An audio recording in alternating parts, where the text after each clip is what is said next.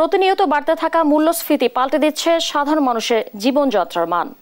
খাদ্যাভ্যাস থেকে প্রতিনিয়ত কমছে পুষ্টিকর খাবারের তালিকা, বাড়ছে সরকারের ব্যয়, যা মেটাতে হচ্ছে সাধারণ জনগণকে।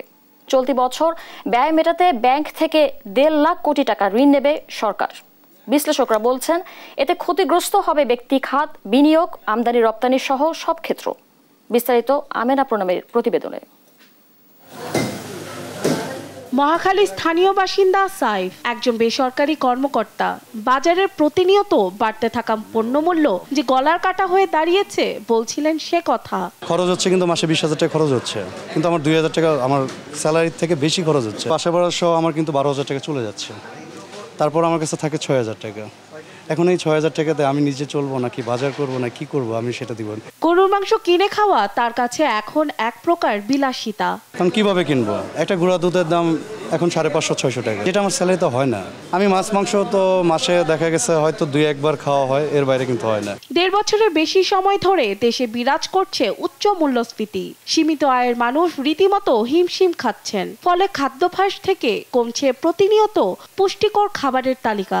ভাবে যে টাকা বেতন পাই তা দিয়ে আমার ঘর ভাড়া এবং বাজার খরচ করতে আমার টাকা শেষ হয়ে যায়। র মেটেরিয়ালের খরচ, এরপর যে শ্রমিকদের বেতন, সব মিলিয়ে দেখা যাইতেছে যে এক সময় যে দেখা যাইতেছে এটার প্রাইস বেড়ে যাইতেছে। মনে করেন 500 টাকা বেতন বাড়িতে দিলে 4 জন খানে আলা, এতে সংসার চলে না আমার। সবজি কিনতে গেলে 50 টাকা, যদি 500-700 টাকা গাড়িতে লাগে, বাজার গেলে লাগে 1000 টাকা। বর্তমানে আল্লাহ ডাল ভাত কোনো রকম খাওয়ায়। পরিসংখ্যান ব্যুরোর তথ্য বলছে, মার্চের সার্বিক মূল্যস্ফীতি আগের মাসের তুলনায় 14% বেড়ে দাঁড়িয়েছে 9.81%। খাদ্য মূল্যস্ফীতি বেড়েছে 9.87%, আর খাদ্য বহির্ভূত মূল্যস্ফীতি 9.64%। আর গ্রামের তুলনায় শহরের মূল্যস্ফীতির চাপ বেশি। অর্থনীতিবিদ ডাক্তার আসানিচ মনসুর বলছেন, মূল্যস্ফীতির চাপ সাধারণের ঘাড়ে বেশি পড়ছে। সরকার ব্যয় বেশি করছে, সরকারের ব্যয়টা মেটাচ্ছে কাই? জনগণ। ইনফ্লেশন ট্যাক্সের মাধ্যমে।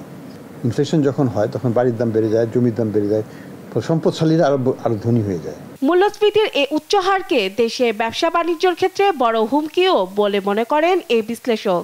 সেভিংস হচ্ছে ব্যাংকে খাতে এই বছর 1.5 লক্ষ কোটি টাকা, 10% গ্রোথ হচ্ছে। 15 লক্ষ কোটি টাকা, 10% হচ্ছে 1.5 লক্ষ কোটি টাকা। সরকারি তো পুরোটা নিয়ে নেবে, ব্যক্তিখাত কিছু পাবে না।